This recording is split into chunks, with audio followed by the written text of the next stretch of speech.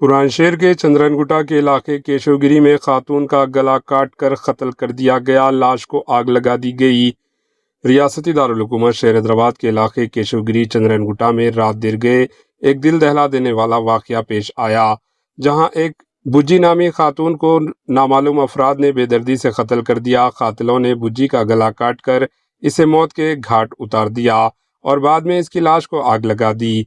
پڑوسیوں نے گھر سے دھواں اڑتے ہوئے دیکھا اور فوراً گھر میں داخل ہو کر آگ پر قابو پا لیا۔ واقعے کی اطلاع ملتے ہی چندرن گٹا پولیس کلوز ٹیم کے ہمراہ جائے واقعہ پر پہنچی اور ثبوت اکٹھا کرنے کے کام شروع کر دیا۔